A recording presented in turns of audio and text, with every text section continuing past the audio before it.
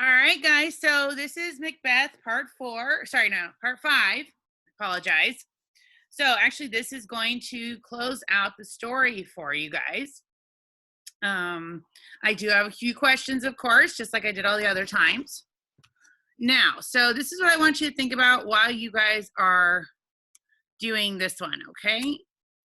So while you're listening to this one, here's what you need to think about. What is the climax of Macbeth? So, climax is the point in the story where what the conflict was basically gets resolved in one manner or another. Generally, it's a type of confrontation. Someone finds out about something that they were curious about. In a superhero movie, it's going to be probably the fight between the superhero of the movie and the main villain. So these would be the climax. Now, the climax in a movie, to give you an example, generally there's maybe like 10 minutes left of the movie. There's not going to be much time left. Your climax is going to come toward the end. So what I read you today is going to have the climax. So you need to figure out what that is. Okay, now the witches said that Macbeth couldn't be killed by anyone who was born of woman. Now, I'm not going to tell you exactly what happens, but when the witches say that, it's a bit of a trickery. So I want you guys to look for that. Like, how did they say that where it kind of was okay and they weren't completely lying? So you need to think about that. And what did Lady Macbeth die from? What do you feel she died from in this scenario? So I actually am giving you a little heads up that she dies. So I'm going to go ahead and start. I'll be thinking about those questions as I read. Now that he knew the worst, he became desperate and resolved to carry his wickedness to the very end. He would kill everyone who stood in his way. First of all, he sent the two men who had killed Banquo to kill Macduff. But Macduff had already begun to suspect that Macbeth had murdered both Duncan and Banquo, and that he might be next on the list. So when the murderers arrived at his castle, he was already on his way to England to join Malcolm. In their fury, the murderers killed his wife and little children instead, and that was the worst crime Macbeth ever committed, even worse than killing Duncan. Now he was deeper in sin than ever before, but his punishment was at hand, for Malcolm had persuaded the King of England to help him. By the time Macduff arrived, the king had already called his army together for the long march to Scotland, to face Macbeth in battle and to turn him off the throne and kill him. Just as they were about to start, the Thane of Ross arrived and told Macduff what had happened to his wife and children. At first, Macduff was stunned and almost collapsed. Then his grief turned to a terrible anger. He was already determined to bring Macbeth to battle. Now his determination was strengthened 100-fold. But before that could happen, Macbeth had another crisis to suffer. When his wife went back to Duncan's bedroom to lay the daggers beside the two guards and saw the old king lying in a pool of blood, he reminded her of father, whom she had deeply loved, and this memory had stayed at the back of her mind ever since. Now the witches knew that if only they could destroy Lady Macbeth, it would go a long way towards destroying her husband as well. So they made a model of her brain and removed the part that controlled the memory. At first it was cold and dead, but they sang to it and warmed it gently over the fire, so that her own memory began to stir and spring to life, and began to recall the night of Duncan's murder in all its horror. Soon she began to walk in her sleep, rubbing her hands together as if trying to wash the blood away. Out, out, damn spot, she muttered, and then, in an agony of remorse, will these hands never be clean? But she knew, even in her sleep, that the stain was not on her hands at all, but on her soul, and that it would stay there forever. She grew weaker every day and began to lose her reason. Up till now, she had added her resolution to her husband's, but now she could no longer help him. Now he was quite alone. Still, he kept up his courage. The witches had assured him that he would never be beaten until Birnam Wood came striding over the hills to Dunsinane.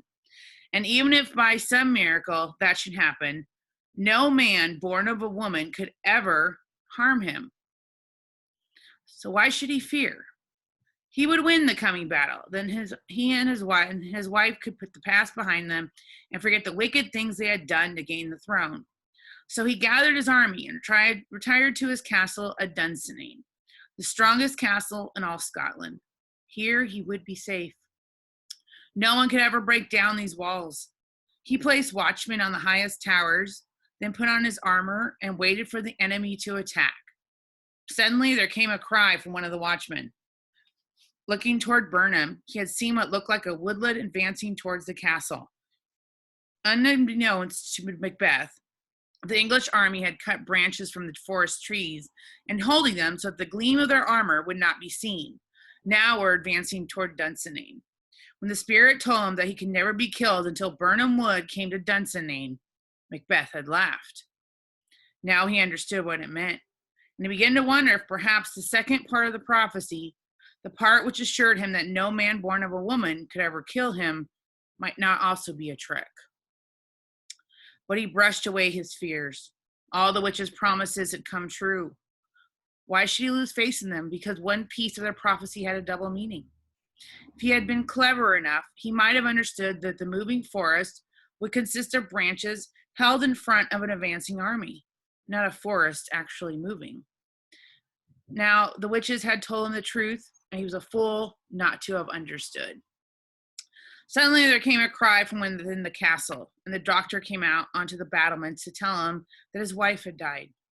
Sleepless nights filled with memory of Duncan's murder had proved too much for her, and she had given up the struggle. Macbeth had time to grieve for her and arrange a solemn burial, for the English soldiers had now thrown away the branches and were already thundering at the castle gates.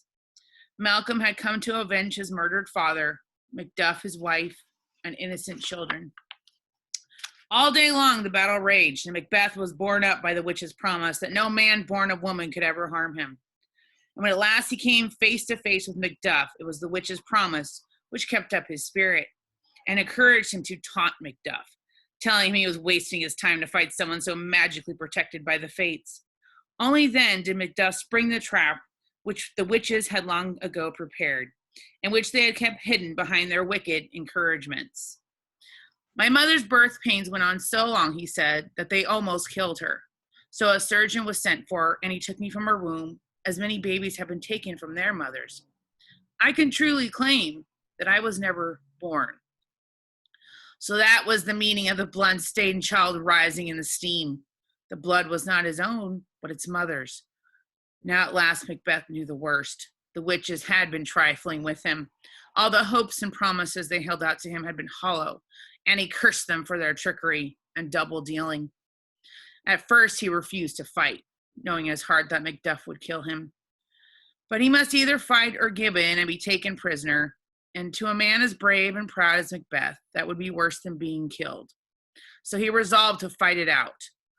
"Before my body," he shouted, "I throw my warlike shield.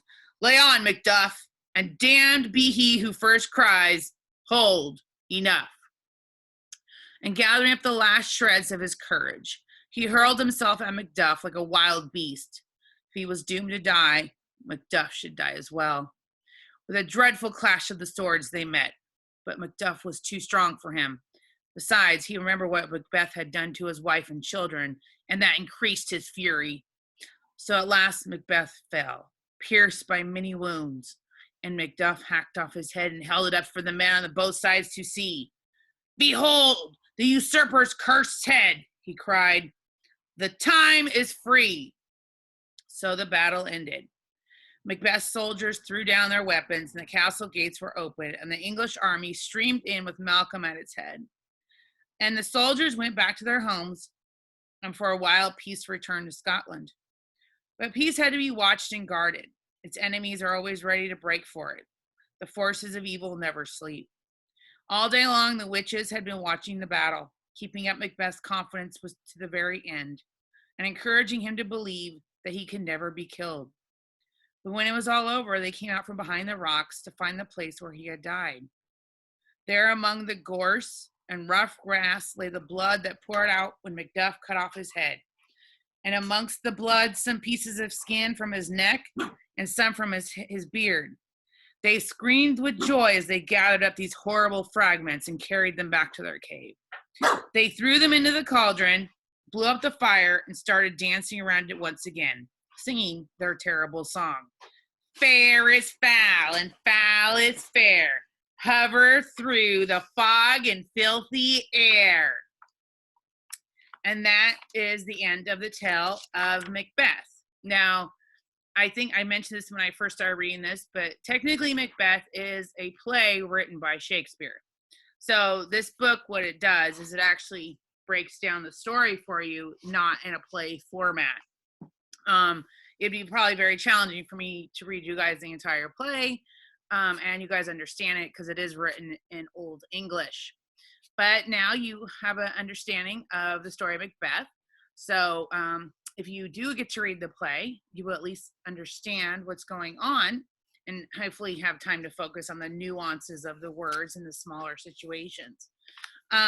Anyway, so this will be up for you guys to listen to. And then you guys can answer the questions. And that will be Macbeth is done for, actually.